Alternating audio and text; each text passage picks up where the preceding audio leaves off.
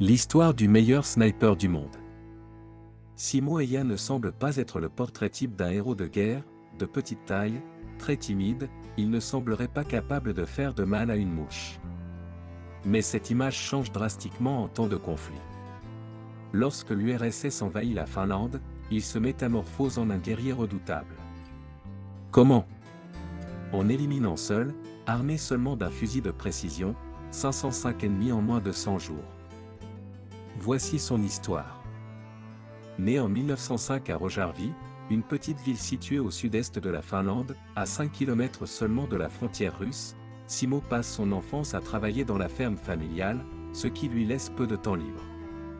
Cependant, lorsqu'il trouve un moment de répit, il préfère s'adonner à la chasse, utilisant son fusil pour viser tout ce qui peut servir de cible. Cette passion lui permet de développer un talent exceptionnel pour le tir à longue distance. En 1925, il effectue son service militaire d'une année, mettant à profit cette période pour acquérir une expertise poussée dans le maniement des armes et le tir en situation de combat réel. Cette expérience lui plaît tellement qu'il décide de rejoindre la garde civile de l'armée finlandaise. En 1939, l'URSS envahit la Finlande, déclenchant ainsi ce qui sera connu sous le nom de la « guerre d'hiver », un conflit survenu au tout début de la Seconde Guerre mondiale.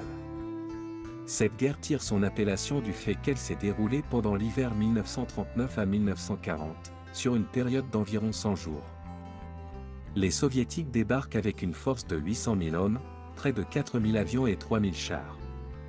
En réponse, l'armée finlandaise, celle du pays agressé, ne compte que 250 000 soldats, 130 avions et 30 chars.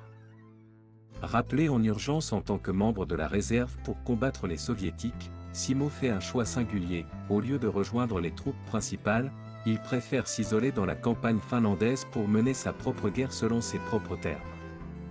Pour Simo, cela signifie inévitablement utiliser un fusil de sniper. Voici donc Simo, volontairement isolé au cœur du territoire ennemi. Sa stratégie est simple, les Soviétiques ont choisi d'attaquer pendant l'hiver, près du cercle polaire, où les températures plongent entre -20 et -40 degrés.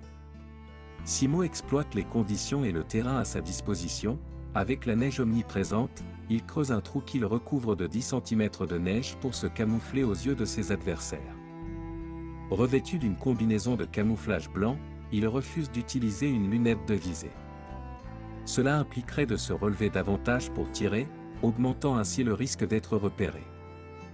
De plus, le reflet du soleil pourrait trahir sa position à tout moment. À la place, Simo opte simplement pour une visée métallique à l'extrémité de son arme. Bien que moins précise, cette méthode ne pose aucun problème à un homme aussi entraîné que lui.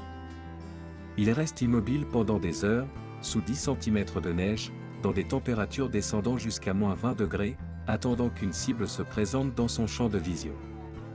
Lorsqu'un soldat soviétique s'approche un peu trop près, Simo met de la neige dans sa bouche pour éviter que sa respiration ne révèle sa position au moment du tir.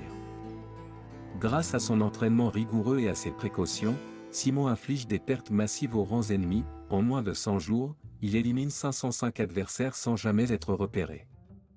Avec une moyenne d'environ 5 ennemis tués par jour, il détient le record de l'histoire pour un soldat en temps de guerre. Et il est indéniable que l'URSS connaissait ce soldat extraordinaire auquel elle était confrontée et le redoutait.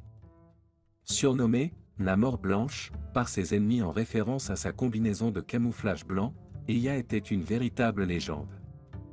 Les Soviétiques tentent de l'éliminer en envoyant leurs propres tireurs d'élite, mais en vain.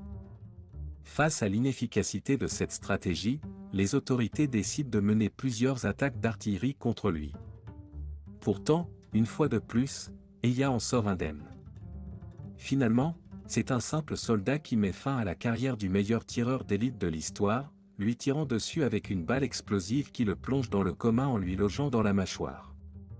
Simo se réveille 11 jours plus tard, défiguré à vie mais toujours en vie. À la fin de la guerre, malgré le désavantage numérique évident, la victoire finlandaise est incontestable. Simo Häyhä est promu au rang de sous-lieutenant, une ascension de cette grade dans la hiérarchie militaire en une seule fois. Aucun autre Finlandais n'a jamais connu une telle ascension aussi rapide.